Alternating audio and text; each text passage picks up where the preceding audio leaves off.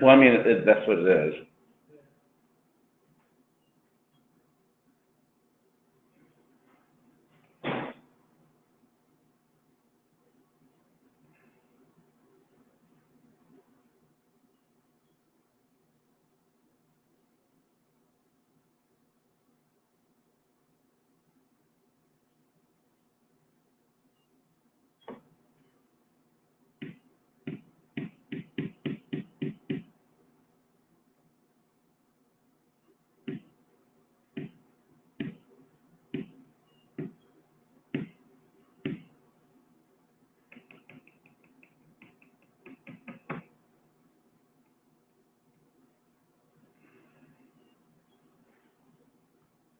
The broadcast is now starting. All attendees are in listen-only mode.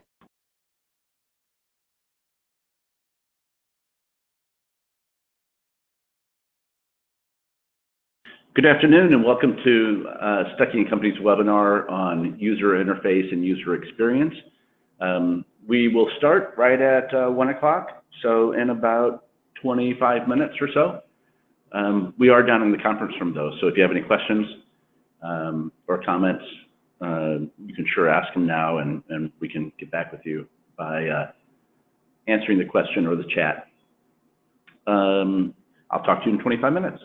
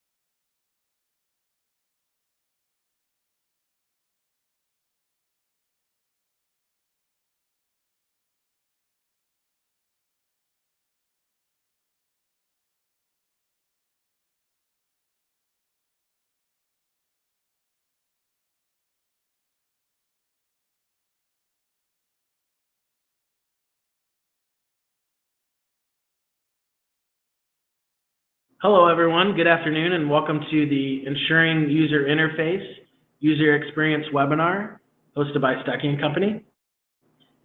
My name is Tyler Bechtel, the Business Development Representative here at Stuckey & Company, and we appreciate everyone joining us today and for your time this Tuesday afternoon.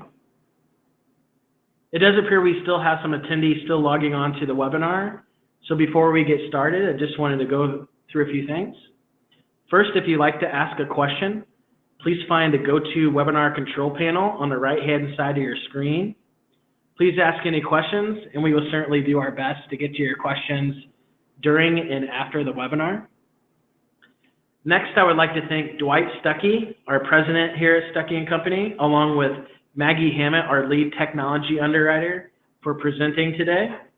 Thank you both for your time today and making yourself available. So about Stuckey & Company, we are an MGA, and we provide our independent insurance agents and brokers with innovative insurance programs along with excellent service that they need to ensure long-term growth and success. As of today, Stuckey & Company has 9 specialty insurance programs that we offer to our agents. This year, we have started our 27th year in the business while serving over 9,000 licensed independent insurance agencies and over 200,000 customers, while providing excellent service from our unmatched 151 promise. At Stuckey, we do everything from creating niche specialty insurance programs for our agents and manage all areas of the insurance cycle, including underwriting, rating, quoting, the binding process. We also issue policies and policy services such as processing endorsements and change requests. We handle the renewal issuance, invoicing and billing, reporting, systems integration, claims handling, marketing, and training, such as this webinar today. Here is a list of 8 of our specialty insurance programs that we offer to our agents. First, we have SafetyTek, our technology E&O insurance program, which we'll be going into here shortly. Aspire A&E for architects and engineers.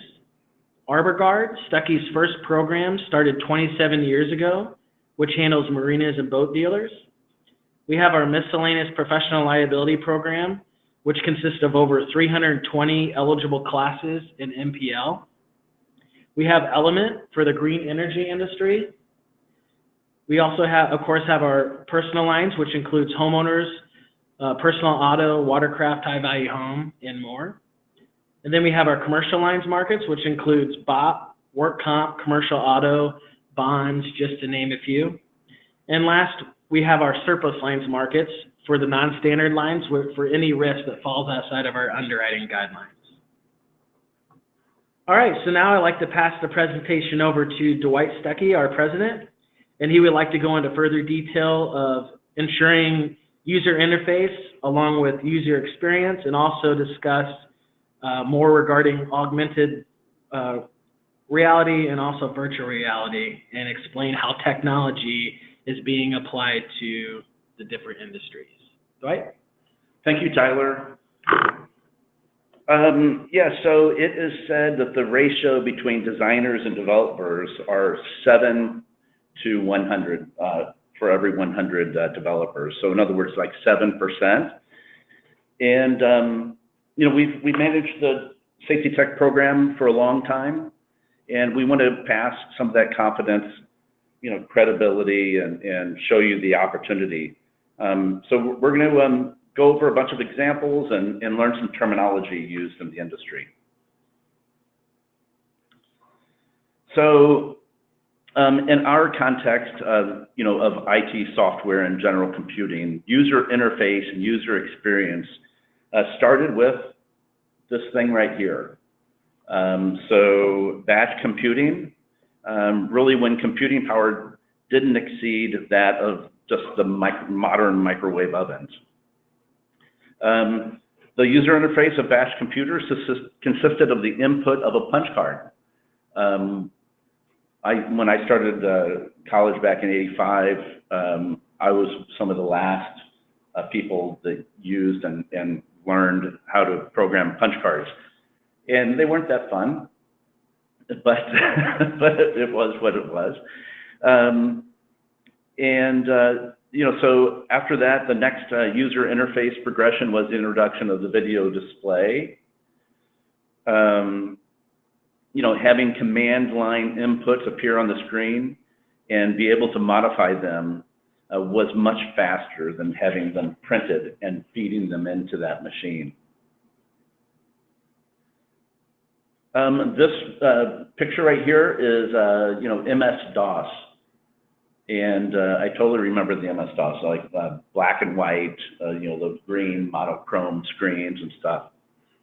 When IBM launched it, it was really, it revolutionized personal computing. The IBM PC in August of '81, when that was, it came complete with a 16-bit operating system. And it was really one of the first operating systems that was widely used for the PC and the clones. I remember that one of the things there, it's just not very clear, but you can see the dir, and I totally remember, amongst a bunch of other commands, the directory command that would show you the files and folders on the computer. So in 1984, Apple debuted the operating system that is known as the classic Mac operating system, with its release of the original Macintosh system software. And if you come into our office, you will see that I have one of the old Macintosh classics sitting on my credenza. But it was rebranded in '96 as the Mac OS. But this is the first time that the computer came pre-installed with the operating system. It's pretty cool. The user interface design became more graphical, with special icons for the trash on the bottom right, disks, and the system software. Also, the mouse began to be used to interact with the computer. And I remember back in the day, my mom worked with us, and she told me that she would never use that mouse. But she began using it, and it obviously became second nature. This is the Mac OS High Sierra, and was announced at WWDC in 2017.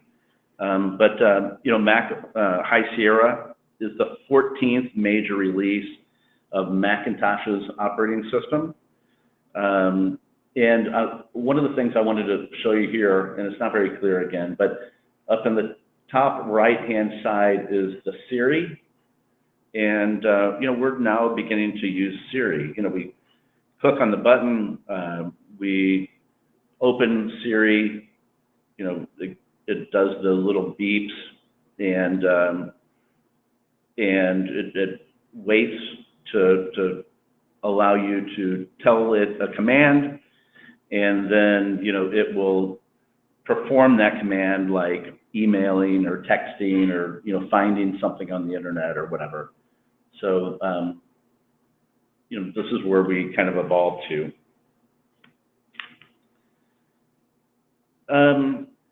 So the rise of the smartphone, right?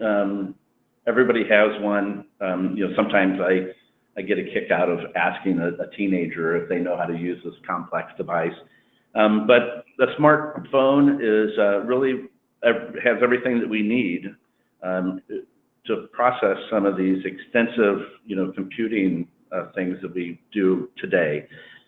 Gives us high-speed access to the internet, Wi-Fi, mobile broadband, and most of them have a Bluetooth and satellite nav and all that stuff. And I was just kind of brainstorming, figuring out what all we can do with the smartphones. But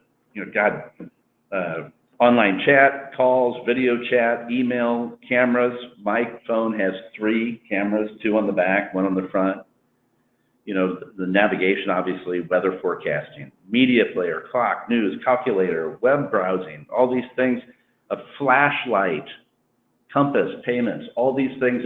And they're obviously, they all combine into a user experience that that we expect from the computing power that we have today in our pocket.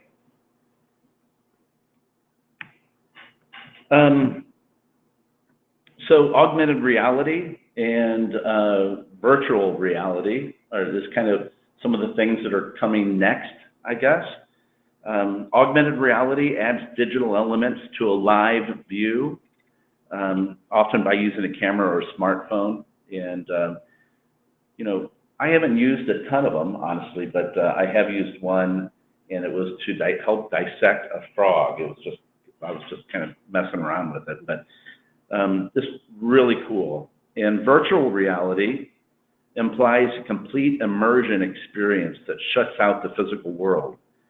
And some of the forecasts into AR and VR is that it is going to be at $209 billion by 2022, which is a big number. My brother is a mechanical engineer. He designs machines that test computer chips, and he can actually use his VR glasses to literally walk through his design in VR. So you throw the glasses on, you suit up, you go in, and you can turn your head up and around and check out to see how things are fitting, how things are operating, and whatnot. It's pretty cool.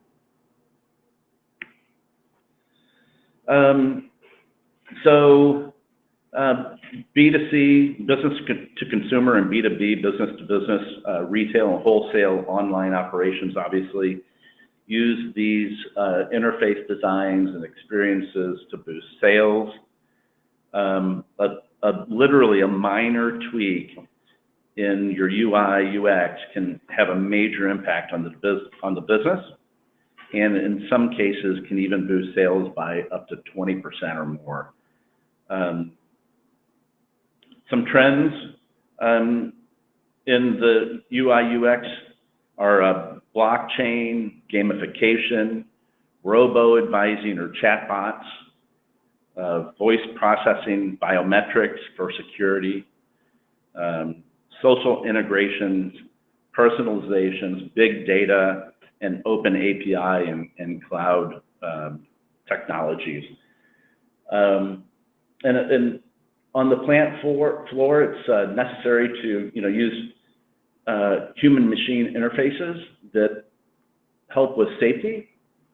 But I'll also give a couple of financial services and healthcare examples here too that can help with your time and money as well as your health.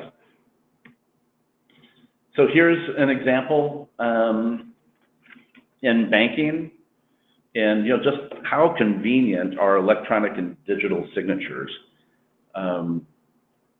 We'll come back to kind of how we insure some of those financial products, financial interactions. But I first saw this, I remember in Brooklyn. I ordered a coffee, and the guy at the coffee shop flipped the square reader around to me, and I signed it, and flipped it back around to him, and that was the end of the transaction. It's a pretty cool technology, and just makes the experience of banking and paying that much easier. So another example are apps. This one is Uber. Everybody probably has used this. But I think this is another example of how super easy and convenient designers have made the experience. While in Washington, D.C. last week, I bet I used a half a dozen of them. We just opened up the app, told it where we were going, and the Uber picked us up in a couple minutes. And we stepped out of the cab, or this wasn't a cab, we stepped out of the Uber, said goodbye to the Uber driver, and later, we got a notification that we needed to rate or tip, but that was it. And it wasn't as before we got out, right? It was after we got out that we got the notification. And it was just a great experience all the way around. Uber Eats, as you guys know, also in some states and cities, they have that Uber Eats, so they deliver food. So that's transportation, some technology there. So there are over 40,000 health-related apps in healthcare, which is pretty mind-blowing. Everything from fitness, lifestyles, and stress. That picture on the right-hand side there is Breathe.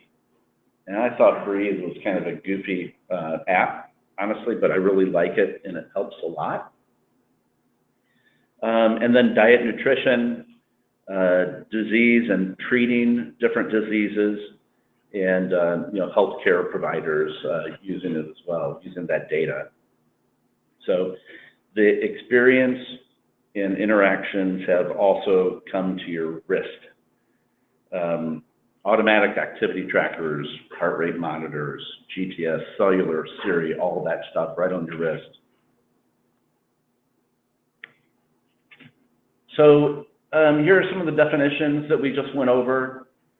And I just wanted to put these up on the screen kind of one more time. And there are so many developers that are doing these things that it really helps. And some of the other terms are website design, graphic design, search engine optimization, social media management, video and photography, of course,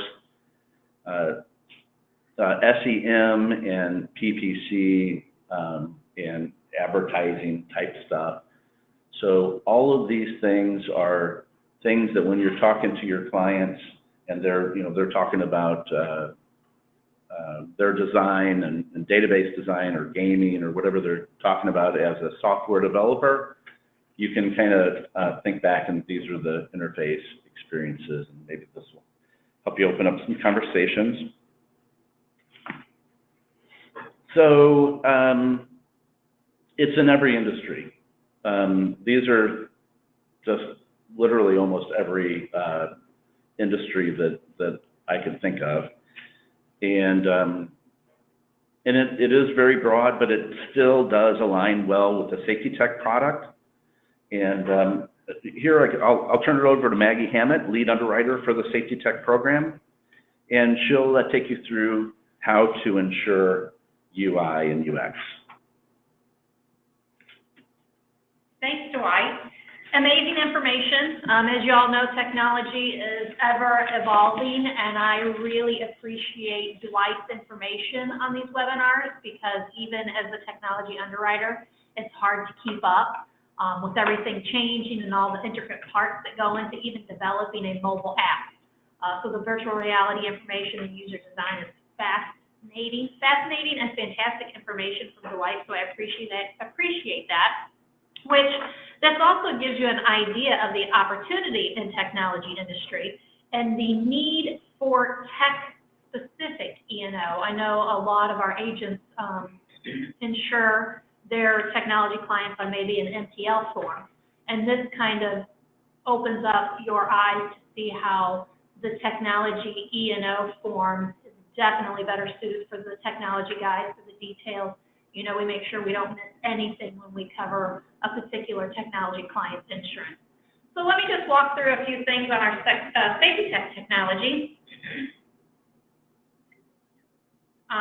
Specific to technology clients, as I mentioned. Some of the things that we offer on the Tech E&O, which Dwight kind of covered. Some of the later things that we've probably maybe all dealt with is the network security services, software development, web hosting. Those types of things are on your main form E&O. We also include additional insuring agreements. For example, the electronic media liability. Just to kind of give you a quick overview of what that would contain is electronic publishing, releasing, gathering, and transmission, production or webcasting, or other distribution of electronic content, as Dwight was mentioning earlier, maybe photographs, things that might be used on the web or in an app, which would be diminished across the internet for others or by the insured. And this also includes the copyright and the trademark, the trade name, trade dress, kind of the intellectual property attributes that you might see and sometimes requested via contract. That's definitely included on the electronic media liability portion.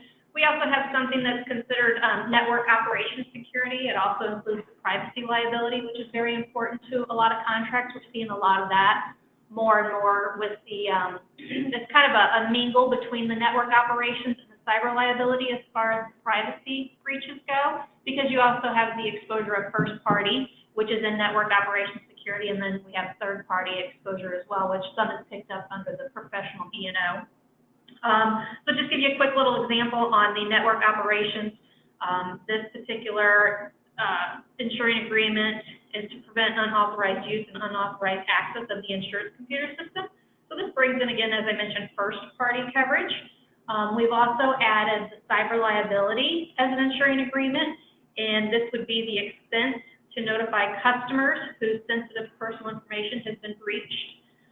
Maybe to retain a computer forensics firm to determine the scope of the breach, maybe how it happened, obtain legal or crisis management services to restore the company's reputation.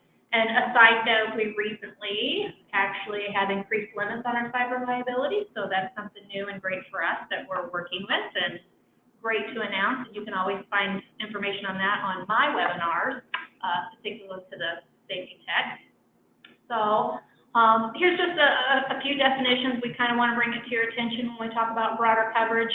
The things are tech form, SafetyTek form offers the worldwide coverage, so of course any work done in the U.S. and outside the U.S.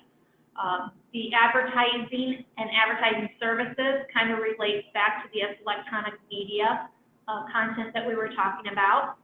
The unauthorized use and unauthorized access here, again, is for the first party, which is the insured computer system. And then we definitely have a broad definition of insured, which is something very important. We have a lot of our guys that are using subcontractors and independent contractors. And we actually pick up the subcontractor, independent contractor on our policy form language under the definition of insured. And we can also include subsidiaries of the insured if they're listed on the application. So those are just some key points to keep in mind when you're reviewing coverages. This particular section is fantastic. We actually recreated what we call the SafetyTek endorsement, and it's exclusive to the SafetyTek form. You know, why not offer coverage above and beyond what the competitors are doing? And in the SafetyTek expansion, we include first dollar defense, innocent insured, contractual liability, defense costs outside the limits, which is a huge selling point on our particular form. A lot of other carriers, as far as I know, are not really offering that, or if so, it's a large charge, a large percent of the premium. We include telecommunication consulting, management consulting. As we know, some of the technology businesses do go into overall business process, which we consider management consulting. And then we do have the inclusion of the IT staffing for anybody who's doing permanent or temporary placement for IT professionals. So that kind of wraps up what the SafetyTek does and gives you an idea of how we can ensure all these fascinating things going on in the tech world. Yeah, so if you have any questions, feel free to go ahead and ask them online. We have a few, but just to finish up a few of the slides, these are our values. We are one of the longest standing insurance programs with Westchester, which, you know, it was Cigna before ACE purchased them, and then ACE, and now it's Chubb. And, you know, we're working out of the Westchester unit of Chubb. And it is an exclusive policy form.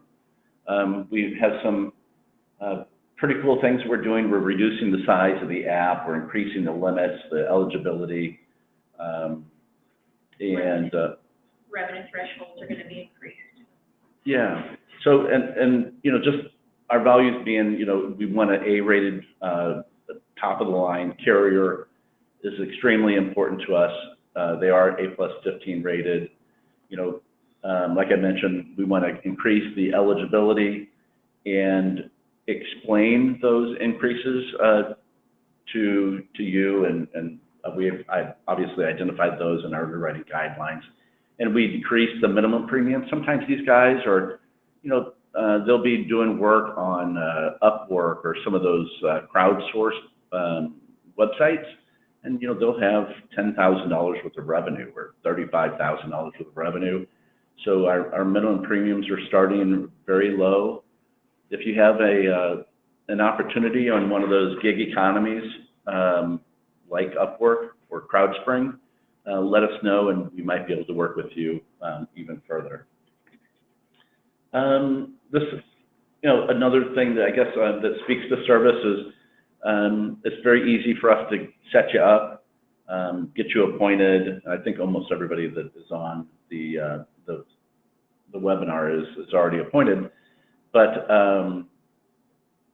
we can also set you up on our online system that'll let you rate, quote, and bind professional liability policies. Our 151 promise is complete hard copy submissions will be handled if they are complete. If it's in by 1, out by 5, in by 5, out by 1 the next day. So it's pretty quick. And any time that we ask you anything, we try to be transparent. So we don't just ask because we don't have time to get around to the submission or anything. We literally will tell you why we're declining an account or why we're asking additional questions, so you can kind of have some ammo to go back to the customer and ask. But we try to quote everything in-house. So these are the contacts for the technology program, the professional and commercial lines. We also have a personal lines department. And if you need any information there, I can get you the contact information. In fact, it'll be added to the follow-up material. But let's get to a few questions.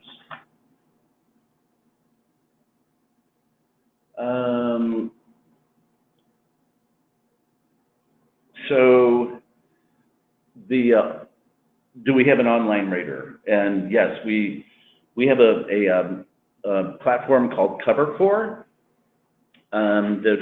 that you can enter the application and rate the coverage. In fact, we can also go on and enroll you into a micro-targeted lead campaign where we will load your portal with customers, and you can market. We will send out 2 postcards, 2 emails, and 2 letters, gaining interest, and you can call on them and close the deal and whatnot. Kind of fill your sales pipeline. Can we offer IP coverage? Yes, I'll take that, Dwight. We can offer intellectual property coverage. It's actually included under the electronic media activities, but keep in mind that for like content development, we also do have a particular intellectual property endorsement that we can add to coverage, which is for software development, and that goes up to $1 million limit. Okay, and the here's another one: defense outside the limits.